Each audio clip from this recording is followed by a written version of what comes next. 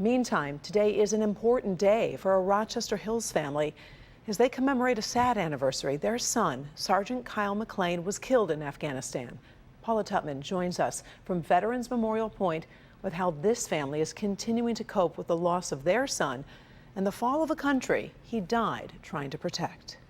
So if you're ever driving down Livernois, and this is Avon right here, you might look over and say, well, this is a really nice park. But what you may not realize is this is really hallowed ground for several families, including one local family, who lost their son in Afghanistan and today, in particular, are continuing to mourn his death as well as the death of the nation he fought to protect. Geraldine McLean is here often. Sometimes I have to come in between and weed and trim and add new plants like I'm doing today. There are many places in Michigan that have the name Sergeant Kyle McLean emblazoned, embossed, and engraved. But this place is close to her home and close to her heart. It's just a very nice place to come and reflect and remember. Today, August 16th, is the 9th anniversary of the day Geraldine and her husband Mike and their daughter Kristen and Kyle's wife Lisa laid him to rest.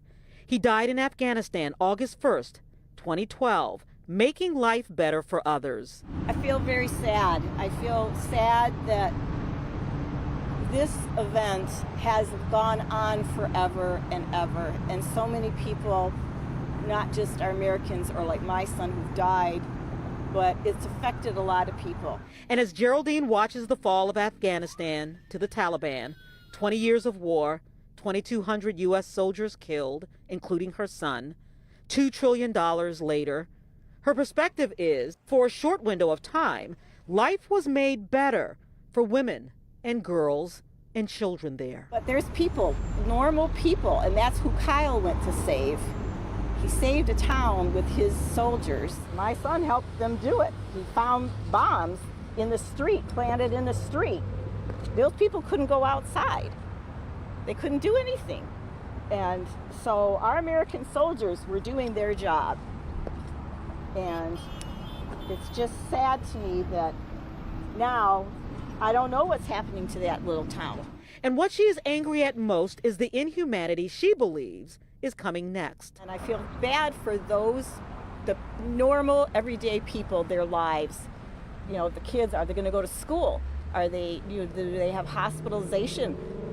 Or do they have food? I don't know. And that to me is what is sad. And it doesn't hurt less. It just hurts differently. But her pain is not just a mother's pain.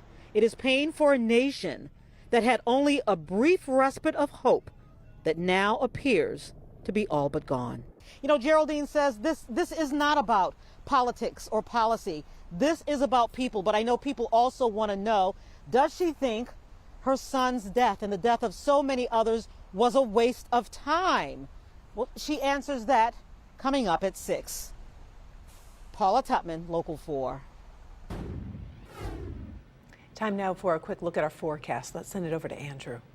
Thank you, Karen. And switching gears and talking about your weather, we have some rain that's still coming down here in downtown Detroit, and many areas that are close to the big lakes and also the St. Clair River and the Detroit River, not really increasing in intensity, but making things a little bit wet depending on where you are. I mean, right here in downtown Detroit, we're still getting a few areas of light to moderate shower activity. Not much in the way of lightning or thunder. That's some good news. No thunderstorms here. Lightning tracker is turned on. But streets are a bit wet right here in downtown Detroit, right along Woodward Avenue, also out to the east on the east side of the city into the Grosse Points and Harper Woods, and out toward the west, out toward Dearborn, also around Melvindale, and out toward Inkster, just a few light to moderate showers. And that will be the case as we go over the next couple of hours. Temperatures are in the 70s with all the cloud cover, down from about 78 degrees to 73 rain-cooled degrees out there. Now, temps remain in the 70s with on and off raindrops for this evening. Not enough really to slow things down too much, whether you're doing anything outdoors or heading downtown for the Tigers game. But we'll talk about where temperatures go from here. They get down to 69 degrees overnight. Any more rain for tonight or tomorrow? That and your 7-day forecast in minutes. All right, now to the coronavirus in Michigan as the surge in new cases continues. The state reports 3,554 new cases and 19 additional deaths in the 3 days. Currently, the state's vaccination rate is at 64.5%, and Pfizer says it has submitted initial data to the FDA that supports the use of a booster shot. Pfizer says the third dose elicited significantly higher neutralizing antibodies against the original strain compared to the levels seen after the second shot. as well as against the Beta and Delta variants. The city of Detroit revealing its plans to roll out COVID-19 booster shots for people with weakened immune systems. Last week, the CDC authorized a third dose of the Pfizer or Moderna vaccines for those more vulnerable to the virus. Starting tomorrow, the TCF Center will be open by appointment only. Now, when you arrive, let them know that you are immune compromised and you'll get a third dose of the vaccine that you received originally.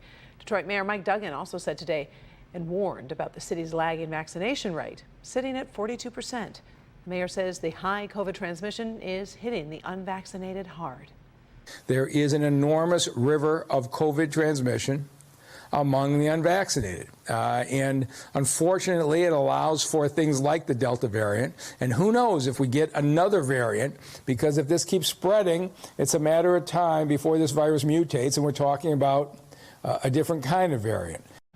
Right now, the mayor says the city has about 30,000 doses of Pfizer and Moderna on hand to give out as booster doses. We put the information that you need to know on how to make an appointment at the TCF Center on our website. Click on Detroit.com. Governor Gretchen Whitmer announcing a $75 million investment to reduce crime across the state. That $75 million comes from federal funding in the American Rescue Plan. The governor says it's a three-part plan. First, it will invest in police departments for better training and collaboration. Second, it will focus on getting illegal guns off the streets. And lastly, our investments in opportunities in education, jobs, and the justice system. There's not one solution to this complex problem. It's going to take a comprehensive plan that addresses every part of this complicated equation. We need the right solutions, not the easy ones, not the most visible ones, but the right solutions. Coming up at 5, we'll have a more detailed look at where the money will go and what this will mean for your community. Do have some sad news to report this afternoon. Former Michigan Congressman Paul Mitchell has died. Family members say Mitchell died Sunday after a battle with stage 4 renal cancer. He served 2 terms in Congress, was elected as a Republican in 2017, but left the party to become an independent last year. He quit the Republican Party over its allegiance to President Donald Trump after the 2020 election. He retired in January. Mitchell was just 64 years old. Still to come, a Help Me Hank alert about an alleged data breach that could affect T-Mobile customers. We'll be right back.